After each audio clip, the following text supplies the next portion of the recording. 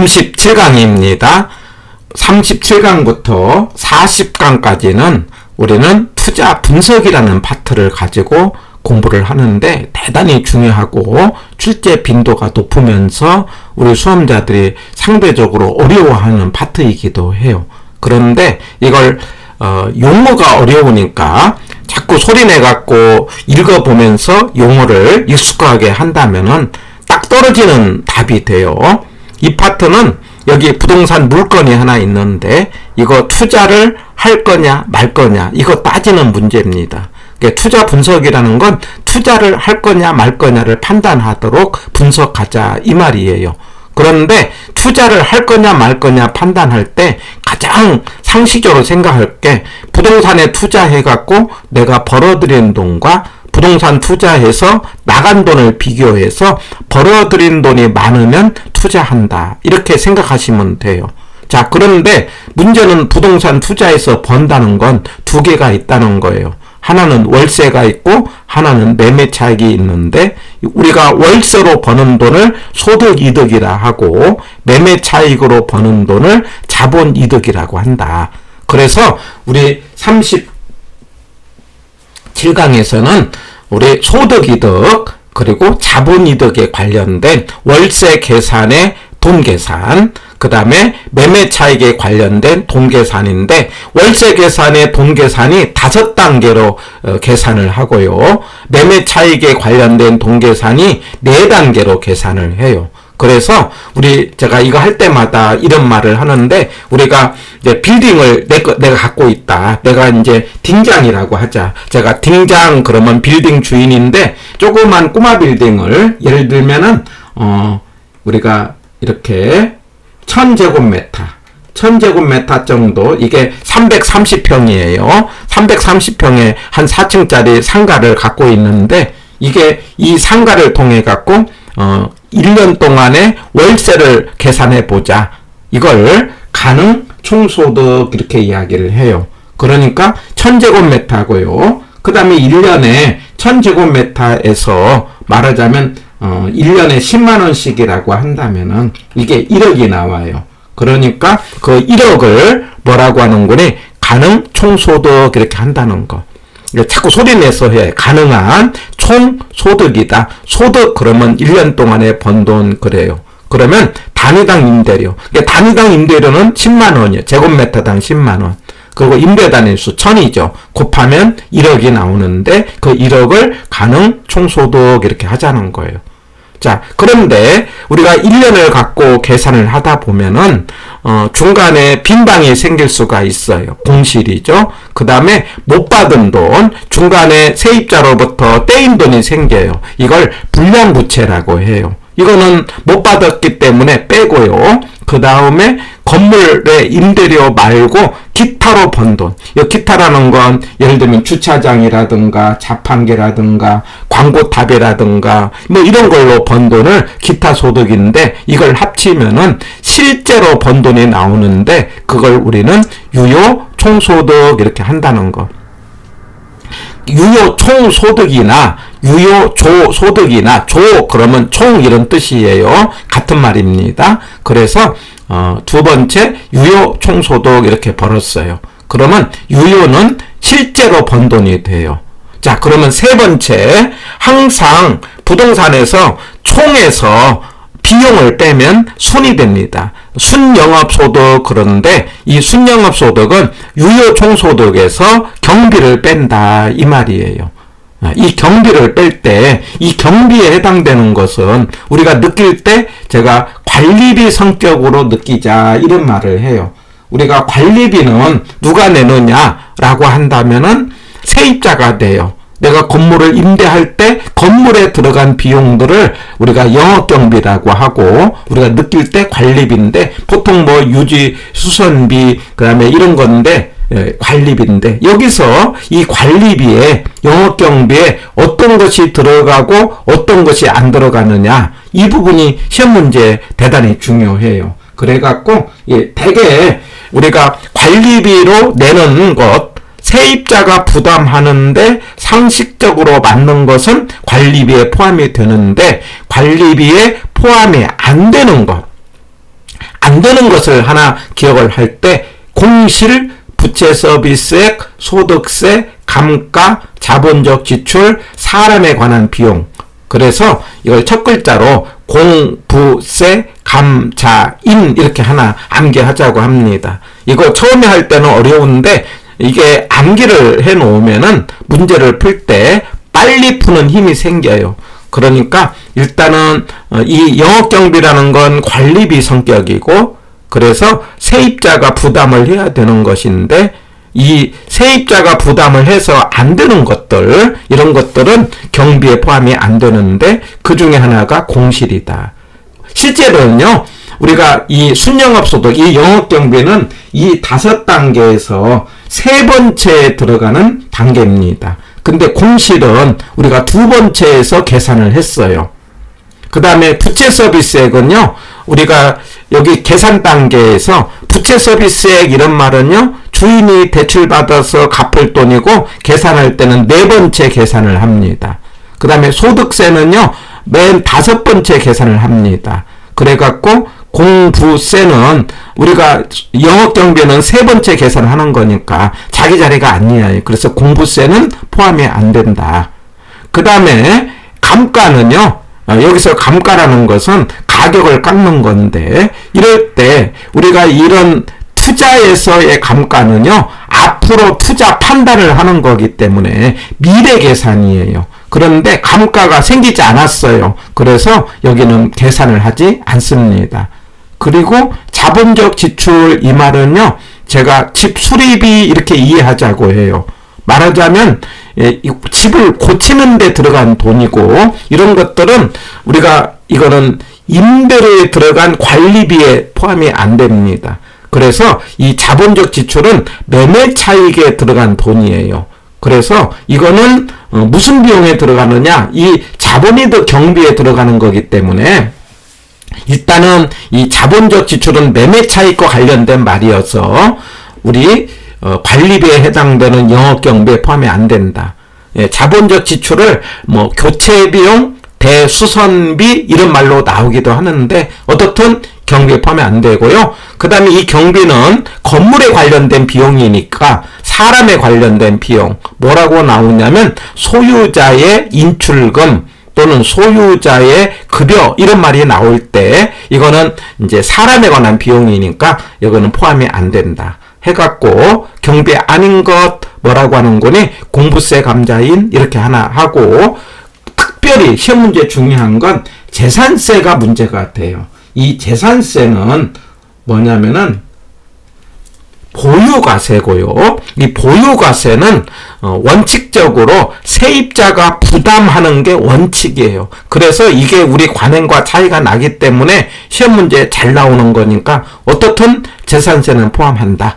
그래서 경비가 아닌 것 공부세 감자인, 그리고 재산세는 포함한다. 이런 식으로 하면서 꼭 기억을 해야 되는 중요한 항목이에요. 예. 그래서 우리가 이렇게 3번째까지 해갖고 가요순 이렇게 했어요. 그러면 3번째까지 했다면은 이제는 물건이 벌어준 돈이 나오고, 4번째, 5번째는 말하자면 지분과 관련된 우리 돈계산이죠. 말하자면은 순영업 소득에서 부채 서비스액을 뺀다. 부채 서비스액이 뭡니까? 주인이 대출받아서 갚는 돈이잖아요. 그러면 이제 자기 주인목 지분이 나와요. 내 몫이 나옵니다. 그걸 세전 현금 수지 이렇게 이야기를 해요. 그러면 이제 그 마지막에 부동산 갖고 돈 벌었으면 5월 달에 우리가 종합소득세 신고하는 과정에서 임대소득에 대해서 세금을 내게 되는데 그걸 영업소득세 그럽니다. 또는 임대소득세를 빼면은 세후 현금 수지 이렇게 한다는 것. 그래서 우리 임대료 계산은 5단계가 있다. 가능종소득, 유효종소득, 순영업소득, 세전현금 수지, 세후현금 수지. 자꾸 소리 내갖고요. 첫 글자로 제가 가유순세세 이렇게 하자고요. 가유순세세, 가능종소득, 내가 이제 그걸 번 돈이라고 하자. 그 다음에 빈방 빼자. 유효 종소득. 물론 불량부채도 빼고 기타 소득 더합니다. 그리고 세 번째는 경비 빼자. 예, 그러면 거기까지를 세 번째까지를 순영업소득 하자는 거예요. 여기까지 건물이 벌어준 돈이 나오고 이제 갚을 돈 부채 서비스액을 빼면 이거 내 것이 나오는데 거기서 마지막에 세금 내고 나면은 내 몫으로 세후 현금 수지. 우리가 임대료는 세후 현금 수지 이렇게 계산합니다. 그 다음에 또 하나 중요한 게 기본적으로 부동산에 관한 뿐만 아니라 모든 세금은 우리가 총 매출액에서 세금을 내는 게 아니고 거기서 비용을 떨고 뭐냐면은 세금을 냅니다. 무슨 말이냐? 모든 세금의 기준은 순에서 세금의 기준을 삼아요. 그런데 이 순영업소득에서 대체 충당금, 그러면 이 충당금은 건물의 수선을 위해서 나중에 모아놓은 우리 수선 충당금을 생각합니다. 이거는 임대료와 관련이 없기 때문에 세금에서 공제받는 게 아니에요. 건물의 값어치를 높였기 때문에 이건 더하기를 합니다. 그리고 중요한 이자와 감가를 빼고 여기다가 세율을 곱한다. 그래서 세금은 순대는 더하고 이감은 뺀다. 이 말 하나 기억합니다. 순대는 더하고 이감은 뺀다. 그래갖고 여기다가 세율을 곱해서 세금을 계산해 내는데 만약에 이걸 계산할 때 순을 갖고 해야 되는데 세전을 갖고 할 때는요 이런 식으로 기억을 합니다. 세대원은 더한다. 세전에다가 대체 충당금 원금은 더하고 여기서 빼기 감가를 빼고 세율을 한다. 순으로 할 때는 순대이감, 세전으로 할 때는 세대원은 더하고 같은 세대원이니까 더한다 이렇게 연상하고 그 다음에 감가를 빼갖고 세율을 계산해서 우리가 영업소득세 5월달에 되는 세금을 계산한다. 우리가 가유순세세, 번돈, 가능종소득, 그 다음에 실제로 번 돈, 유효종소득, 경비 뺀 것, 순영업소득, 경비 아닌 것, 공부세 감자인, 그 다음에 세전은 순에서 부채 서비스액인데 부채 서비스액은 부대죠. 네, 대출액 곱하기 저당 상수고 마지막에 세금은 순대이감, 순대는 더하고 이감은 빼고 세대원은 더하고 감가는 빼갖고 세금을 빼고 나면은 세후 현금 수지 이렇게 합니다. 이거는 처음에 하시는 분은 대단히 어려워하더라고요. 그런데 반복을 해갖고 꼭 이건 넘어야 되는 고비라고 생각이 듭니다. 여기까지가 임대료 계산이라고 한다면은 마지막에 매매 차익 계산은요 4단계입니다. 그래서 우리가 이제 우리 매도가액에서 판돈에서 경비 뺍니다. 매도 가격에서 경비 빼고 그리고 잔금 뺍니다. 그러니까 잔금은 뭐냐면 우리 대출 받아서 계속 갚아가는데 남은 돈이잖아요. 잔금을 빼고 나면 잔금은 은행 몫이니까 빼고 나면 내 몫이 나오는데 마지막에 세금을 내는데 이거는 매매 차익이니까 이 세금을 우리는 양도소득세죠. 양도소득세를 우리 개론에서는 자본이득세 이렇게 이야기하고 이렇게 해서 마지막 돈을 세후 지분복귀액 이렇게 이야기해요.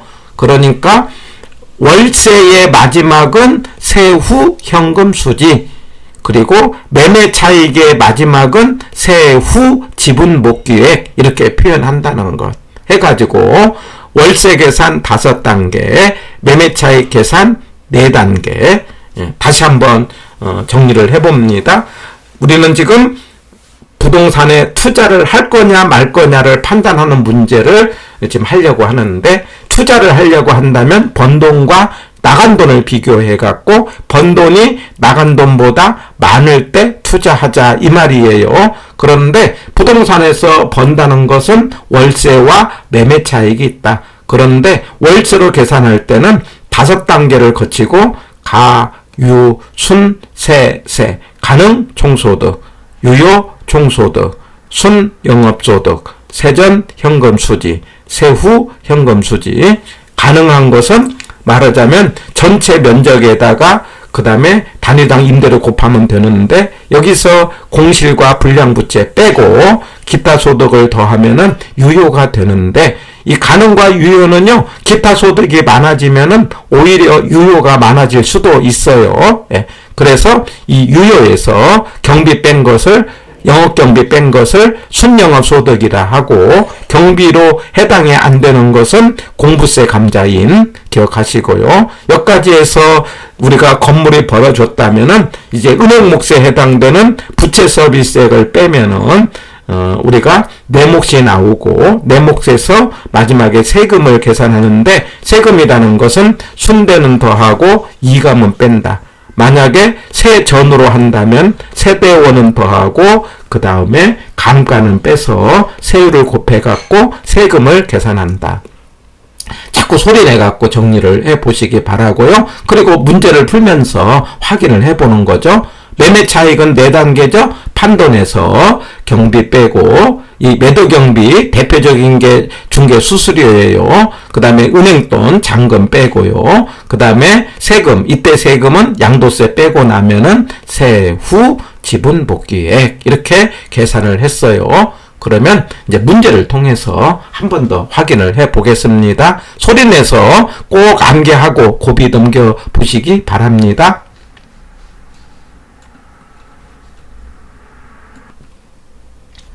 15번입니다. 자, 1번 틀린 거 됐네요. 순영업소득은 유효 총소득에서 영업경비를 차감한 소득이다. 예, 맞죠? 순은 세 번째 단계에 나오는 거죠. 가유순, 예, 가유순 세 번째 예, 해갖고 유효 총소득에서 경비를 뺀 거다. 이렇게요. 2번 영업경비는 부동산 운영과 관련된 경비로 광고료, 전기세, 경비로 광고비, 전기세, 수선비가 있다. 맞는 거죠? 그래서 영업경비는 일반적으로 관리비 성격으로 이해를 하시고요. 재산세는 포함이 되는데 안 되는 거 공실, 부채 서비스액, 소득세는 안 되죠? 재산세는 들어간다고 하자. 감가, 자본적 지출은 집 수리비라고 생각해서 주인이 내야 된다는 것, 그리고 사람에 관한 비용은 포함이 안 된다. 2번은 맞는 거. 그 다음에 3번, 세전은요, 지분 투자자에게 귀속되는 세전 소득으로, 그래서 세전은 순에서 부채 서비스액을 뺀 거죠. 가산이 있다, 이 말이 틀렸죠. 그래서, 3번이 정답이 되는 겁니다. 네. 그 다음에 4번 세전 지분복귀액 이런 말이 나오면은 매매 차익에 관련된 말이죠. 그래서 매매 차익은요 순 매각 대금에서 잔금을 빼는 것을 지분복귀액하고 여기서 이제 세금 양도세를 빼는 거죠. 그래서 지분 투자자 몫으로 되돌아오는 금액을 말한다. 이거 맞습니다. 이거는 매매 차익에 관련된 말이에요. 그 다음에 5번에 가서 부동산 투자에 대한 대가는 보유 시에 운영으로부터 나오는 소득이득과 처분 시에 자본이득의 형태다. 그러면 맞습니다. 다시 한번 강조를 하는데 우리가 한 번 더 소리내갖고 제가 이렇게 자꾸 반복하는 것은 우리가 처음에는 잘 안 되니까 여기 있는 자료를 가지고 다운받아서 자꾸 소리내갖고 읽어가면서 익숙하게 해보시기를 바랍니다. 월세 계산 5단계, 가유순세세, 가능종소득, 2번째 유효종소득, 3번째 순영업소득, 4번째 세전현금수지, 5번째 세후현금수지. 이 단계별로 기억을 해주세요. 예. 그 다음에 매매차익은 4단계, 매도가격, 2번째 경비 빼고, 3번째 잔금 빼고, 4번째 세금 빼고. 이 세금은 양도세다. 마지막에 세후 지분복귀액 이렇게 하자는 거예요. 이렇게 단계별로 보면서 18번, 16번 문제를 통해서요. 순영업소득 이거는 이제 세 번째 단계 세전 지분복귀액 이것도 역시 이제 5개 중에 세 번째 세전 지분복귀액 이 말은 매매 차익 가운데서 이제 세 번째 해당되는 것인데 그러면은 이제 그 어디에 포함이 되느냐 여기 기타 소득 그러면 5단계 중에서 두 번째 나오는 거잖아요. 그게 순에 포함이 되죠. 그 다음에 매도 비용은 이거는 매매 차익에 관련된 거고 이거는 어디에 포함됩니까? 매매 차익은 지분 복귀에 해당되는데 우선 순과 관련된 것은요. 여기 기억하고 그 다음에 재산세가 비용에 포함이 되죠. 취득세는 관계가 없죠. 예, 이거는 우리가 뭐냐면 집을 살 때 들어간 세금이 관계가 없고요. 양도소득세는 매각이니까 세 전액과 관련된 관계가 없죠. 그래갖고 여기서는 잔금은 또 뭐와 관련된 겁니까?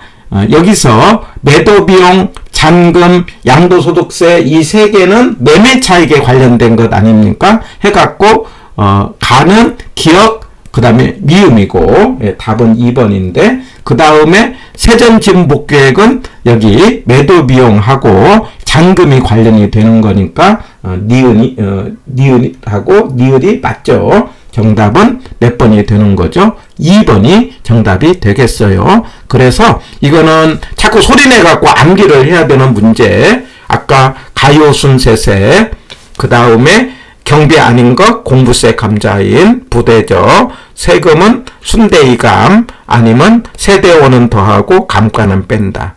그리고 매매 차익은 판돈에서 경비 빼고 잔금 빼고 세금 빼고 나면은 세후 지분 복귀액 이런 식으로 하면서 소리내 갖고 꼭 암기해서 다음 문제와 연결해서 풀어보시기 바랍니다.